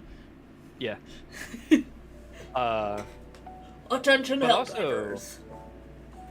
I want to talk about this while we still have time. Exclusivity is, for better or for worse, going away. Mm-hmm. Love it. Because I've been watching one of my favorite YouTube, The Act Man, watching him react to the most recent Xbox showcase, which I didn't tune into because I just don't really. They're not talking about Halo. I never go. But there's some cool stuff that was shown off, like Outer Worlds too. But I wanted to talk about how I didn't realize this. Final Fantasy VII remake, which was exclusively PlayStation, came over to Xbox. Yeah. And vice versa.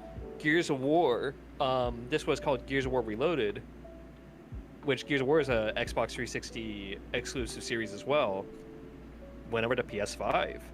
And I thought that was crazy. I was like, holy shit, it's becoming real. There was like old meme pictures like Halo 3 PS3 box before, but this this is the first step towards that. Mm-hmm.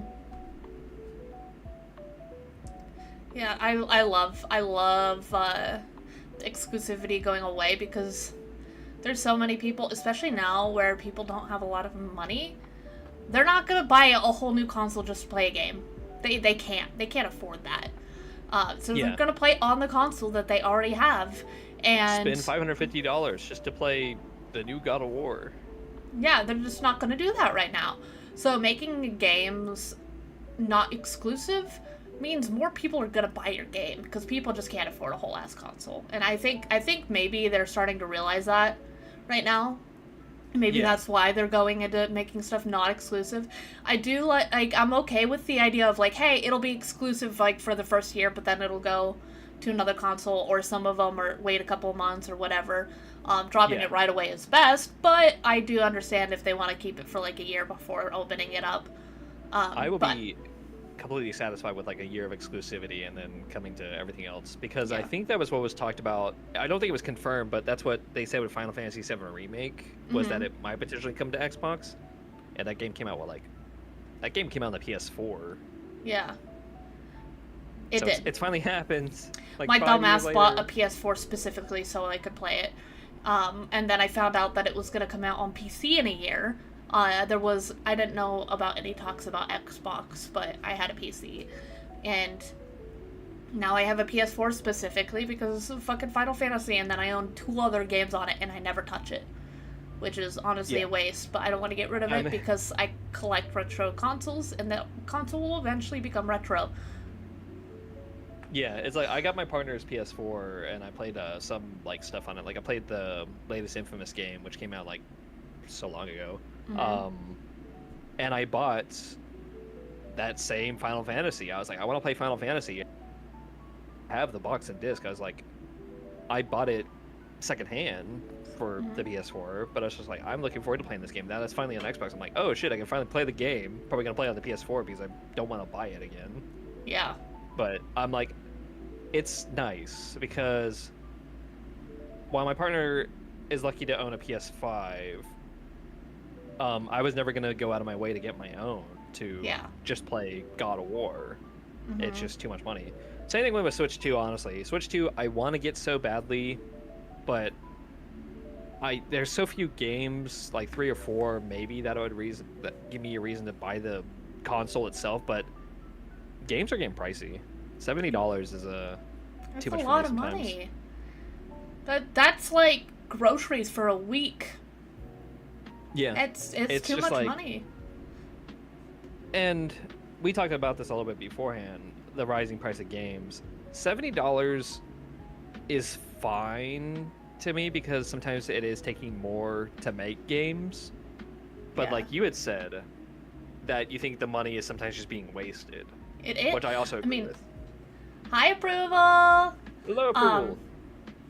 I agree. Well, and I just, like, was thinking about, like, do you know, like, how many games come out that are just fucking slop?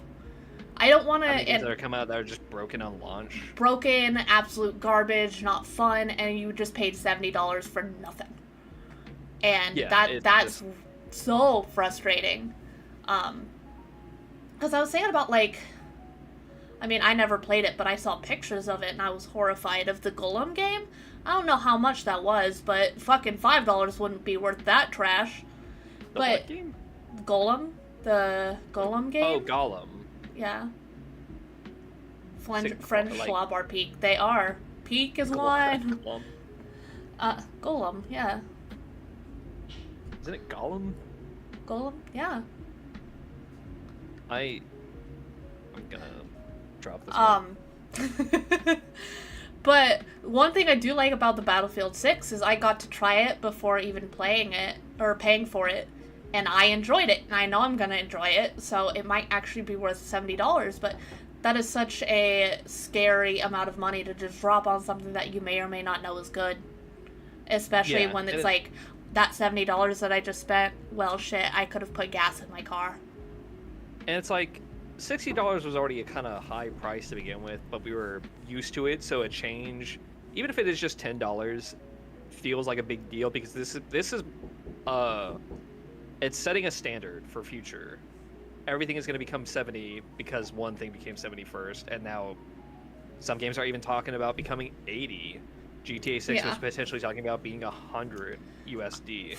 I'm not going to even touch GTA 6 if they do what they're saying, which is they want you to input your ID to prove that you're like over 18, and it's like, no. You don't need that information. You don't need that fucking information, dude. I do not trust you. You do the ID when you set on your Xbox Live account or you go to your local GameStop. It's like it's already done. And it's not like it matters anyway because what's stopping besides the invasion of privacy, like what's stopping the 14-year-old who got GTA 6 using their uncle? Yeah, well, and it's also not not the games company's job to dictate players. It is the parents. Yes. If it is advertised as an adult game, then it is on the parents. That's the difference between this and Roblox. Roblox is advertised as a child game. GTA is advertised as an adult game. If it is an adult game and the parents still let the kids play it, that is on the parents. That is not on the company to dictate. It's just crazy. But yeah, I'm really glad that the Battlefield 6 had the 2 betas just to find out, like, oh, is this game going to be good? Because there were some issues with it, like I saw around the internet, like just seizure episode things kind of happening. But for the most part, the game felt solid.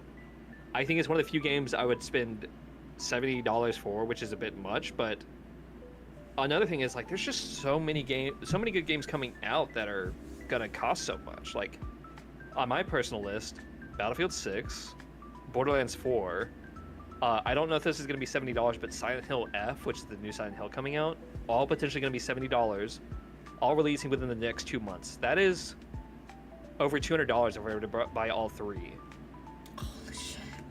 Because 140 is 2 of them, then yeah, it'd be $210 is how much it'd be for me to buy 3 games on launch. Yeah, which is why I'm really hoping that some of them will be on Games Pass. I understand that they want to like increase the price because games are starting to cost more, but if you think about it from the consumer standpoint, the more expensive you make games, the less games people are going to be able to buy. Simple as that. Yeah. And it's just like, there's just so much, like, a lot of it can be quality, but there is the risk of it not being good. Yeah. Like, I still think about how I dislike Borderlands 3's story so much. Like, a lot of people get onto others who are saying, like, oh, hey, you're going to still be mad at a game that's, like, this many years old. And it's just like, I'm mad because it could have been better. I'm mad because it's one of the few times I felt like a game... I don't buy games and typically feel like, oh, I should have refunded that, like, immediately or whatnot. It was until after I beat the game, I was like, I didn't like this. The gameplay was fun, mind you. But there's very few times where such a bad story it makes me feel awful. Yeah. And that was one of the few times. Dan said... really good DLC, though. This is one of the reasons I bought Helldivers 2. It was $40. Really is bang for your bucks. Absolutely. Like, I love Helldivers so much because it feels like it's worth your money. That's one reason why I fucking love Expedition 33, even if I haven't finished it. It was 100% worth my money. If a game is worth your money, then it is. But, like, it's really hard to justify it when you don't know. And I don't necessarily trust YouTubers' opinions on stuff. I have another good example of another game that was pretty good. I didn't play it myself, but I heard a lot of good things about it. Elden Ring Night Rain. Uh-huh. The 3-player co-op game. Released at $40. Mm-hmm. So it's like, things can't, like, granted, it did probably reuse a lot from Elden Ring itself, but, like, things can be priced at a reasonable price and still be good. It's just a matter of said developers will do that. Like, EA, while getting better, is still a greedy company. They're still going to charge as much as they can for whatever. Yeah. And everything going forward is also relegated by shareholders that are, like, not the players. And they're like, oh, this needs to have this or this needs to have that, and raises the price of things. And I do know that there are plenty of like gaming companies that they take advantage of their workers. I think it's gotten a lot better, but I do know that there was a lot of forced unpaid overtime that unfortunately happened in the gaming industry. Crunch epidemic. But there are plenty of games out there that have been made completely ethically that are also very nice. I think the difference is making a game for money versus making a game for passion. And I think the games that are made with passion, those are the ones that come out that everyone is willing to pay money for. I think Silksong is the best recent example of that. Mm-hmm. Took 7 years, right? Yeah, it took 7 years, and I think their reason that they didn't say any updates was because, oh yeah, we were just having so much for the game that we just didn't say anything. Ooh, it's my turn for VC face to crash. Oh, fun. But yeah, I didn't read it myself, but I know people were kind of like, what is this reasoning? But it was essentially like, they just didn't say anything because they were just busy making the game. They were having too much fun making. Apparently, it started off as a DLC for Hollow Knight, and then they were like, oh, let's add this, let's add this, let's add this, and then they got so distracted and so into like making this game, like making this DLC, that it eventually became a game, and they were so invested in having so much fun in making it. Like, I haven't played the original Hollow Knight, but just hearing about how invested the game makers were into this game, I'm like, you know what? They actually care, and I bet it's a bang. I've only heard good things about it, so I want to play. I kind of want to play Hollow Knight and the new one. Yeah, I bought Hollow Knight because of that game. I heard nothing but good things. I still need to get around to it, but I was just like, it's funny the difference you'll see between games that like say, oh, we spent so much passion on it and then not have anything happen. Games that make a turnaround, like from Battlefield 2042 to Battlefield 6, and then games that are just straight up like just pure passion, which is Silksong. Yeah. There's a very big difference in quality in terms of development. Games of passion, man. When the passion is in the game, it makes the player base feel it and get invested in it. Yeah. Those are the kind of games that stick with you too. You love to see it, man. Yep. I'm trying to think of any other good examples. Games of passion. But I'm just blanking right now. I talk about it all the time, but World of Warcraft, early World of Warcraft, fucking game of passion. They cared so much about that game. That's why the first 3, like, basic WoW, Burning Crusade, Lich King, were fucking bangers because the people working on it really cared about the game and wanted it to be a fun and exciting and interesting experience for everyone. They were so into creating these complex storylines. There's so many little Easter eggs. I mean, it's a huge world. There were a lot of people working on it. And you can see how much they really care, especially when you, like, look at the old cinematics compared to, you know, this recent one that came out that was so fucking disappointing. Oh my god. It's so bad, but I also blame Microsoft for that. That's Microsoft's fault. Oh wait, I did think of some. These are us weird little, like, with an asterisk, but some remake games, like first one to come to mind is Dead Space remake and Resident Evil 2 remake. Those games are so good. Like, Dead Space is a little bit closer to its original form, but Resident Evil 2 remake, while having the same map, is just like, it's almost its own thing with how good it is, and that feels like a passion project as well. And it's funny because when you compare it to Resident Evil 3 remake, how that one cut out a lot. Yeah. And felt like it was supposed to be more like a DLC. With the Dead Space one, didn't they get a bunch of, like, big Dead Space fans in order to like help them, like, keep it in the same fine tune it and make it feel like Dead Space, but, like, remade for now. One good example of that is actually Michael Jones.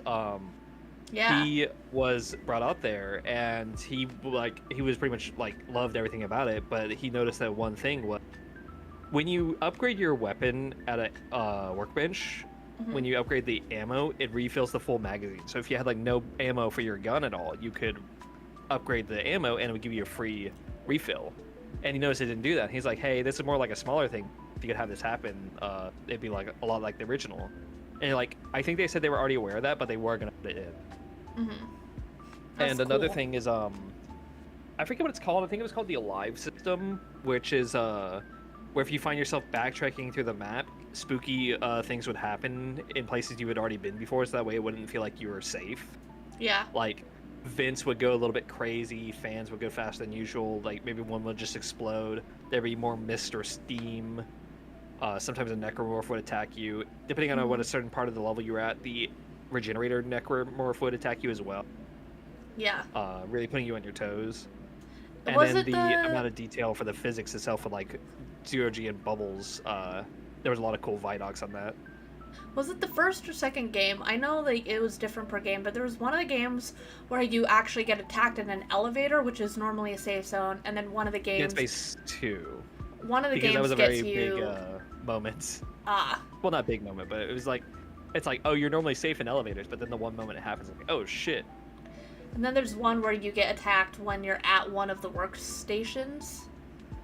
Yeah, there's a spot in engineering, I think it's in Dead Space 1, where you can potentially get attacked and by a necromorph. And then I think one of the final, I think actually the final chapter Dead Space 2, like the last workbench, you could potentially, no wait, it's one of the later chapters, but there's a workbench that you can potentially get attacked at if you don't clear out the area first. God, I'm excited to play the remake now. You're getting me excited. God damn it. Dude, the remake is probably my favorite remake game out of all of them. This is gonna my spooky month is gonna be full.